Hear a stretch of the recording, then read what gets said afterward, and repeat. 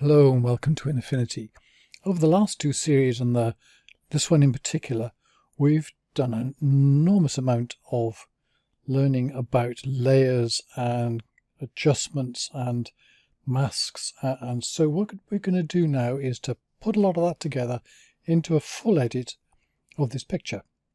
We're just going to kind of beef up the color by treating different areas differently.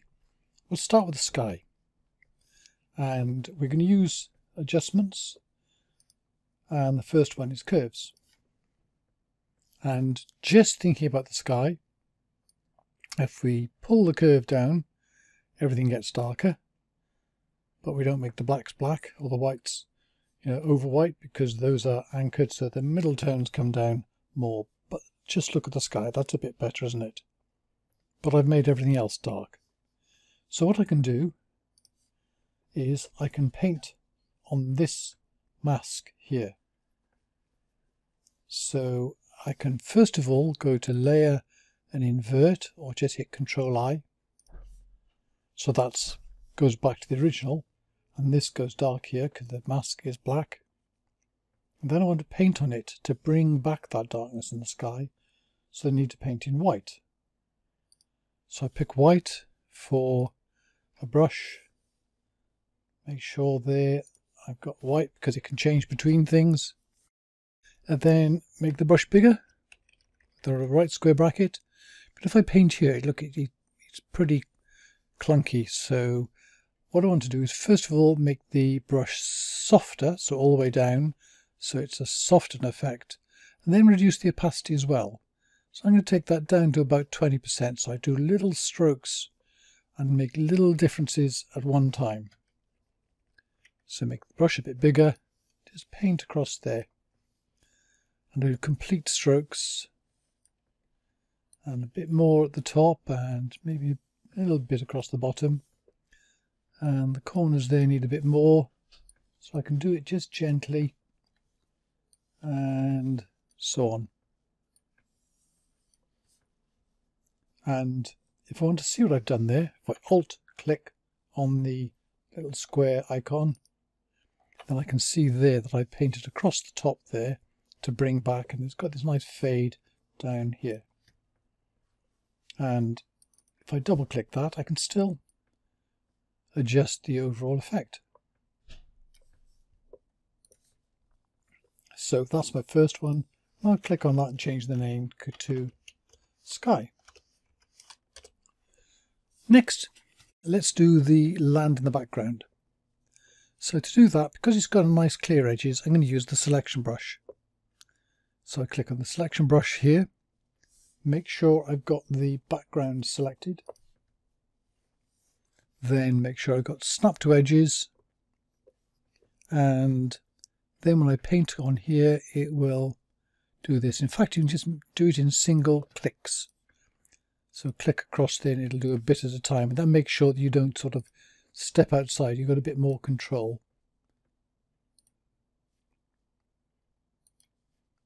So I'll just get it right like that. There we go. What I can do to check this now is to go to the quick mask. So I go to that up there, this thing, or I can just hit Q. And now everything which is red is not selected, and everything else is. So I can sort of zoom into here and check this. Go along here and change things, so that there, for example, I can still use the select brush here, so I can click on here to select bits, but I can also use a paintbrush. I paint in black or white, so I'm going to reduce the size of this, turn the opacity all the way up, and turn the hardness to around about halfway. See here, you can see the preview that I'm going the wrong way, so I need to change to black. And now I can just paint along there to cover that up. There we go. And then we can sort of look across here, anything missing there. So I'm going to take those back there. I need to get that one in white. See, it's just like painting on a mask, which is why it's called a quick mask. That'll do. Control-0 to go back out again. Turn the quick mask off, or I could hit Q, And now I've got this selected, so I can adjust this. So let's do some more curves.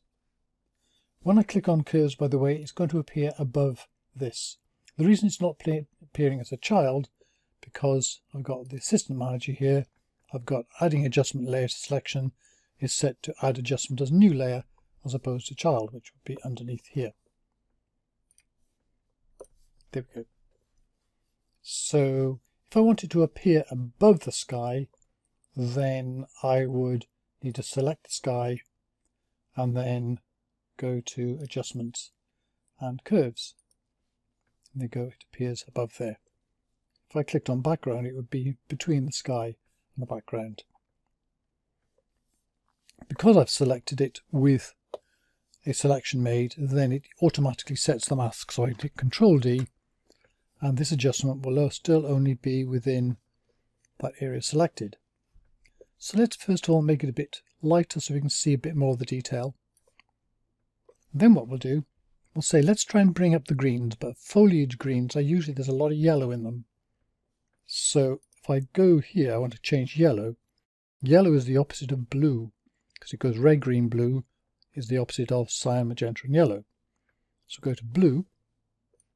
Going upwards makes it more blue. Going downwards makes it more yellow. So just pull that down a bit. We'll just enhance that foliage a little bit. Then I'll call that greenery. Now then, what about the sea here? Well, trying to select this here, I've got to make sure I've got the background selected. I could use something like the flood select and click somewhere in here, but it selects a lot of things. And maybe I'll change the tolerance somewhere and click again, but it's still selecting a lot of things. So that's kind of a bit tricky.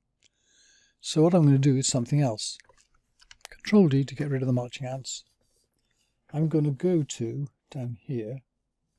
First of all, click on the top one so it goes above. Down here, I'm going to do a selective colour. And now this is going to be used to select it. So that if I click on here, it's going to select one of these colours. And then I'll do the adjustment afterwards. This here is mostly going to be cyan. We can check this, by the way. If I pick up the brush, the pipette at here, come down over here. And what you see in a lot of this is that the green and blue are higher. So the red's 93, green's 126, blue is 169 there, that pixel. But green and blue are higher, and green and blue together make cyan. So that means here that I click on here, go down to cyans, and then remember this is reverse red, green and blue. So I'm going to take this and see if you can just literally try it turning up and down. So I turn up, go that way, it makes a bit more cyan. This one go up and down a bit. If I go down, going magenta down, it increases green. So that's looking better there. And I turn up the yellow bit. So I've made the whole thing a bit more cyan. Look, go off and on, off and on. It's affected the sky as well. So if I want to get rid of that, I need to paint some black into the sky, because this is still all white. So I need to go to a paintbrush tool, go to black, make the brush bigger with the right square bracket, make sure it's 100% because I need to paint it all off in one go. Hardness 52 is okay, so just make sure it doesn't go down the edges, and just paint over there, and that'll just bring back the sky to the way we'd set it. Right, there we go, and we'll just say water. What next? Let's do the jetty here. So select the background, go to a selection brush, and go all over this, then Alt click to take stuff out, to reverse it, and if I wanted to be a bit more detailed I can take off the snap to edges, so I can just do it by hand and just cover those bits. A bit better like that. If I want to look at a bit more detail, I can again put on the quick mask, so I just hit Q. I can zoom into it, and I can see the bits that I need to change here. But for that, I'm going to use my paintbrush tool. So make that smaller, left square bracket. I want to paint out that, so I need to switch to white. And just paint along here. There we go. You don't have to know which is which. You just try stuff and go, ah, this works, that doesn't. There we go. And we can go around doing all this. If necessary, putting stuff in or putting stuff out. And just increase or decrease the size of the brush.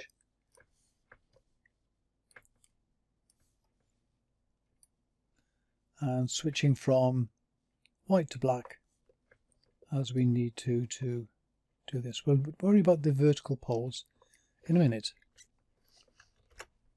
There we go, that'll do. So turn off that so we can see the whole thing. Put on some curves. And that'll pick up the mask for this. Control D to get rid of the marching ants and just make that a little bit darker. There we go. Then if I want to include the posts in here, I want to include this. So at the moment, if I alt click that, you can see it's just the jetty itself. Let's call that jetty. So if I want to paint on there to bring up the posts a bit, I need to paint in white. So go to white, get the paintbrush, right square bracket to make it a bit bigger, and I'll do it one go, paint there. Let's make the hardness soft so it's a lot easier. And a way to do it quickly is click on the bottom and shift click the top, and you'll draw a straight line between them. So click on the bottom, get the right width of brush, click and shift click. And you can go around doing this. Click, shift click, click, shift click, click, shift click, and so on, and as far as you want to go. There we go, that'll do. Right, so now the sand, I think that's okay, we don't need to do anything like that. Let's do something with these boats down here. Let's pull them out a little bit. So what I can do is go to the top again here, go hit adjustments and go to another selective colour. And what I want to do here is to pick out the reds and greens. So here, with this one, with this drop down here, tells us which colour we're going to select. So let's start off with the reds, and then I want to enhance the reds. So this is the sign is a backward red. So if I go left on that, see the red increases. Other bits will in the area will increase as well. So this is getting redder, but we don't worry about that because we'll just mask that out. Then we want to do the green boats. So we'll go from red there down to green. And the magenta is the reverse green, so turn that up and there we go, we've got more greens. Then I want to invert that, let's call this boats. So Control I to invert it, so that turns that off. Then to bring it back, so I need to paint in white. So I've got the paintbrush and opacity 100%, so just painting in there to bring back that sort of boost to the colour of those sort of skidoos or whatever they are. There we go.